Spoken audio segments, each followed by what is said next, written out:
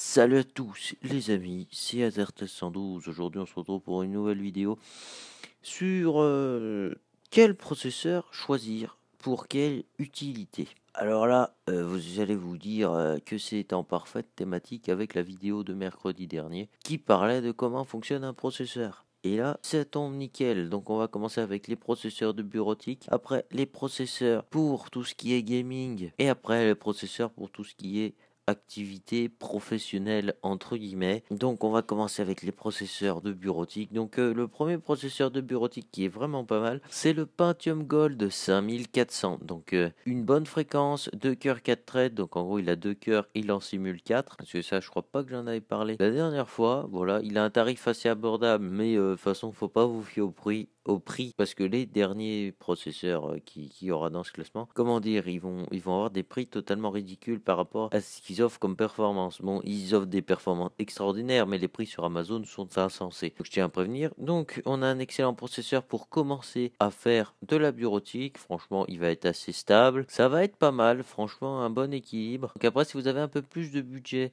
donc on a un processeur de chez AMD cette fois-ci, donc on a le A10 9700 qui lui a 4 cœurs, donc il sera légèrement plus puissant pour une trentaine d'euros. Franchement, on va dire que ça, par contre pour de la bureautique, ce sera très stable, parce que 4 cœurs sur Excel, ça devrait pas bugger.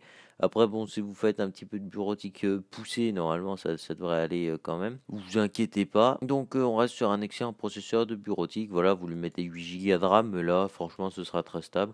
Un petit SSD, puis vous aurez un excellent PC de bureautique. Mais bon, ça, il y aura bientôt des configs pour tout ça. Donc, je vous en reparlerai plus en détail là-bas. Donc, après, si vous avez encore un peu plus de budget, je vous conseille son grand frère qui est le Ryzen 3 3200G. Donc, il vient de sortir, donc il y a 5 mois à peu près. Un excellent 4 cœurs ici avec une excellente puce graphique. D'ailleurs, tous les processeurs que je dis bureautique ont une puce graphique. Comme ça, vous n'êtes pas obligé d'acheter une carte graphique à part. C'est nickel. Donc, avec 4 cœurs. Il est encore gravé en 12 nanomètres, faut pas vous le savoir parce qu'il est écrit 3000. Et du coup, il a une excellente fréquence, 4 mégas de cache, si vous lui mettez 8 Go de RAM, et là, il sera parfait. Donc, pour de la bureautique, franchement, ce sera nickel. Presque overkill, je vais pas vous mentir. Parce que là, avec un processeur comme ça, vous pourrez même commencer à jouer si vous mettez une carte graphique. Donc, premier processeur classé gaming, on va dire, en quelque sorte. Après, j'avais hésité à mettre le i3 8100, mais en fait, je me suis rendu compte que le Ryzen 3 3200G était plus performant. Donc ceux qui préfèrent le Intel, vous aurez celui-là en option. Donc prenez pas le 9100F.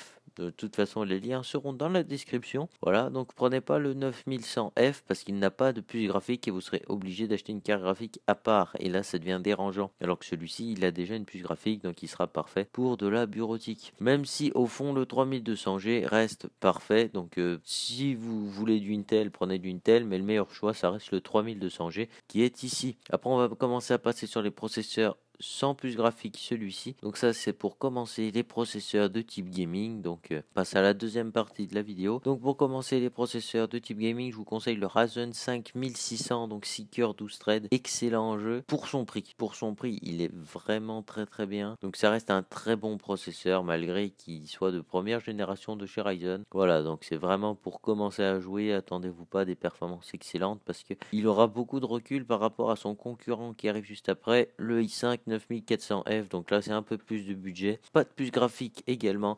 Mais là, on est sur un excellent processeur pour jouer. Il n'y a pas beaucoup meilleur. Par contre, le Ryzen 5 1600 sera excellent. Donc celui-là là, sera excellent pour le multitâche. Tout le contraire de celui-là.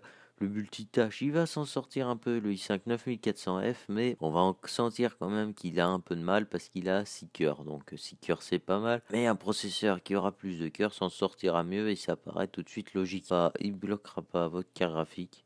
Il ne la bridera pas, tout ira très bien. Vous pourrez mettre une 2080 Ti dessus, ça tournera. Par contre, on a un excellent processeur qui arrive juste après pour le multitâche, c'est le Ryzen 7 2700. J'ai failli dire 3000, mais non, c'est le 2700 qui est excellent. Voilà, donc on se retrouve avec un 8 cœurs 16 threads. Donc là, je vous avoue que pour faire du montage, pour faire du rendu 3D, il est vraiment nickel. Alors en plus, il a des fréquences vraiment pas dégueu parce qu'il fait un boost à 4,1 GHz. Et pour seulement 170 €. Là, c'est un prix qui est très très honorable pour sa puissance. D'ailleurs, pendant le Black Friday, il est descendu à 150. Là, il était vraiment parfait. Mais là, pour jouer, il va être excellent. Pour jouer en 1440p, vous pourrez jouer tranquillement. Vous verrez même pas la différence avec le i5. Donc, excellent processeur, voilà, pour ce classement. Après, on continue. Donc là, c'est spécial gamer, voilà. Le 9600 KF, voilà. Donc, ceux qui veulent overclocker à l'extrême, c'est pour vous. Ceux qui veulent jouer dans d'excellentes conditions, c'est pour vous. Voilà, donc après, ça a fait un peu comme le i5 9400F. Il a 6 cœurs, donc ça se sentira sur le multitâche. Bon, après, je vous déconseille de streamer avec, mais il y a encore des fous qui le font, hein. J'en faisais partie il y a pas longtemps, j'avais pas celui-là, j'avais le 8400, mais je streamais avec 8 cœurs et c'était pas... Donc là, on passe sur un excellent processeur, le Ryzen 5 3600, 6 cœurs, 12 threads, excellente performance en jeu, très bonne performance dans ce qui concerne le montage et l'encodage, tout ça. Il est vraiment très bien, donc c'est un très très bon processeur. Franchement, là on arrive un des plus gros coups qu'AMD a pu mettre jusqu'ici, le 3600. Prenez pas le X parce que il a très peu de performance en plus et il sert à rien. Voilà, donc j'ai choisi lui parce que le X avait très peu de performance en plus. Donc honnêtement, déjà que sur le 3600, la puce est déjà dans ses limites en quelque sorte. Alors sur le 3600X, voilà, je doute un peu de la fiabilité du machin. Bon, après, je doute pas d'AMD, hein, mais déjà qu'elle est dans ses limites sur le 3600, est-ce que le 3600X a des puces de meilleure qualité? Je pense certainement. Et après, bah, il n'y a pas de secret, hein, on passe directement à son grand frère, le 3700X, donc là pareil, le 3800X. C'est que le 3700X avec des fréquences légèrement optimisées, mais ça reste pas beaucoup supérieur, donc voilà, j'ai choisi de mettre le 3700X, il sera excellent en montage, excellent, bien meilleur que le 3600. Vous sentirez la différence des 2 cœurs en plus et des 4 threads en plus. Je pense que là on commence à arriver sur un processeur qui envoie du pâté, hein, très clairement. Pour mettre un processeur comme ça dans sa config, je dirais qu'il faut quand même avoir déjà ou une passion pour du montage ou un très bon budget pour jouer éventuellement. Mais déjà, ceux qui auront une passion par exemple pour After Effects et Premiere Pro, bah il s'en sortira extrêmement bien. Donc vous lui mettez un petit kit de 32 Go de RAM si vous faites du After Effects, tout ça, il sera hyper content et vous serez content des performances qu'il délivrera. Donc là, on retourne plus sur du gaming avec le Intel 9700K qui reste un des pionniers dans cet art qui est le jeu, hein, voilà. On va pas se mentir qu'il reste dans les meilleurs, il ne bride aucune carte graphique et là, il a des fréquences vraiment excellentes et de plus, il est overclockable à l'extrême entre guillemets parce qu'il peut monter sur des fréquences vraiment vraiment très élevées. De toute façon, là après les plus grands processeurs pour jouer, ils sont juste derrière dans le classement, enfin juste devant dans le classement plutôt. Et du coup, celui-là reste l'un des meilleurs et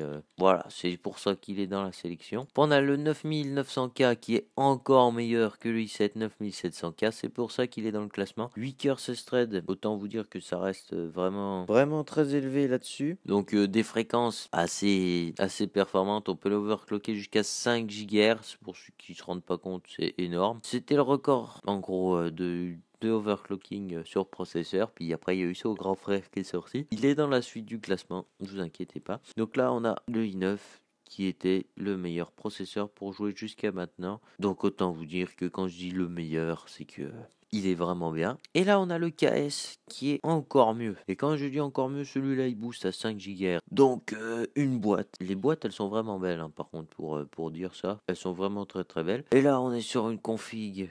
Le jour où vous montez ça, en général, votre PC est déjà avec 8 cœurs 16 threads à 5 GHz. Comment vous dire qu'il n'y a pas grand monde qui fait le malin à côté, hein, voilà, donc il n'y a pas meilleur pour jouer. Vraiment, il n'y a pas meilleur. C'est même pas dans ce prix-là. Il n'y a pas meilleur, il n'y a pas meilleur tout court pour jouer. Ce processeur, c'est le maître du jeu, en fait. C'est le titan qui maîtrise tout. Donc pour jouer, il n'y aura jamais meilleur. Même dans la concurrence, pour l'instant, il n'y aura jamais meilleur. Et là, on passe sur des processeurs. Déjà, ça, c'est plus pour de l'usage un peu professionnel. Donc j'espère pour vous que si vous achetez un Betian pareil, si vous vivez avec votre PC, parce qu'à 800 € le processeur, j'espère quand même que tu gagnes ta vie avec ton PC, hein, parce que là, sinon, c'est inutile, inutile. Par contre, là, on passe pour tous les trucs un peu professionnels, ça va se passer juste après. Donc, déjà, dans l'activité professionnelle, il y avait les i9, et là, on a les Ryzen 9 3900X. Donc, celui-là, c'est du 12 cœurs, si je me souviens bien, voilà, 12 cœurs, 24 threads. C'est un processeur de génie, voilà. 12 cœurs pour 600 euros, c'est vraiment très très bien. Donc là, on commence à rentrer dans la gamme professionnelle parce qu'à ce prix-là, en face, il n'y a aucune concurrence. Déjà, le 3700X est vraiment puissant parce que il faudrait, pour l'usage professionnel, il faudrait le i9 pour valoir à peu près. Il coûte la moitié en prix à peu près. Donc, on est gagnant. Et là, du coup, on a le petit Ryzen 9, le petit entre guillemets, parce qu'il est quand même sacrément, c'est comme un titan, hein, on peut dire ça comme ça, parce qu'avec 12 cœurs 24 threads, autant vous dire que pour faire du montage, il est vraiment excellent. Donc voilà, c'est tout ce que j'ai à dire. Le 3900X, c'est 16 cœurs, donc 32 threads. Donc là, c'est vraiment comment vous dire que là, vous trouverez pas beaucoup mieux à part dans les Threadripper, mais bon. Donc j'ai mis un Threadripper après, mais après je me suis arrêté à 32 cœurs, je crois, parce que au-delà, vous avez pas besoin de moi pour savoir ce qu'il vous faut comme processeur, je pense, très clairement.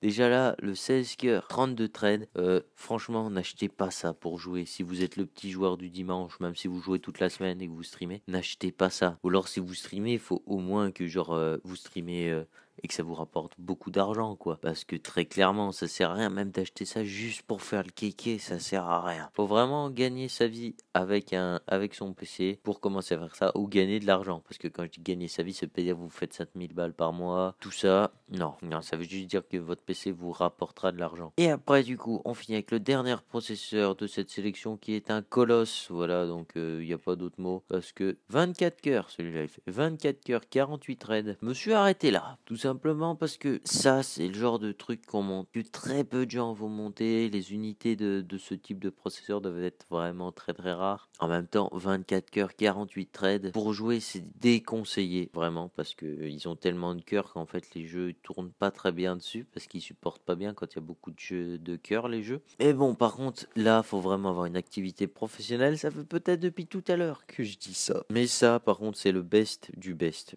de ce classement. Des fréquences qui sont pas énormes, mais dites-vous quand même que sur 24 cœurs, faut les tenir, hein. Bon, ils consomment 250 watts, c'est une consommation colossale pour un processeur. Mais là, on arrive sur des titans. Voilà. Très clairement, donc pour l'usage professionnel, vous aurez pas meilleur, vraiment. Je pense pas qu'il... vous aurez meilleur en Threadripper, parce qu'il y a des 32 cœurs, maintenant il y a les 3000 qui sont sortis, qui sont vraiment intéressants, mais à des prix vraiment très chers. Voilà, mais comme j'ai dit tout à l'heure, à ces prix-là, je pense que vous avez plus besoin de moi pour vous dire qu'est-ce que vous devez acheter, très clairement. Voilà, donc on a quand même des excellents processeurs ici, avec le petit autocollant Ryzen Threadripper dans la boîte. Bon, déjà on a une très belle boîte, hein, mais bon, ça me fait rire les autocollants comme ça. T'as un colosse et puis il t'offre un tout petit autocollant comme ça. Mais l'autocollant il fait tout. Enfin, selon moi, il fait tout l'autocollant.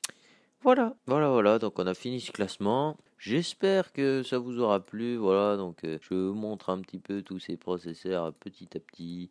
Voilà, donc il y a eu une sacrée différence. Tout ça. Bref, du coup, je mets le classement du meilleur au moins bon. Non, du moins bon au meilleur dans la description. Voilà. Et puis, comme ça vous permettra de réfléchir. N'hésitez pas à dire en commentaire ce que vous auriez mis dans le classement, dans les meilleurs et les moins bons processeurs. Si vous n'avez pas compris quelque chose, je suis là pour y répondre dans les commentaires, bien sûr. Le petit like si ça vous a plu. N'hésitez pas à partager la chaîne, vraiment. Ça me fait énormément plaisir de voir déjà que vous êtes un peu actifs dans les commentaires en ce moment. Et ça, c'est vraiment excellent. Donc sur ce, j'espère que cette vidéo vous a plu. Et moi, je vous dis salut à tous.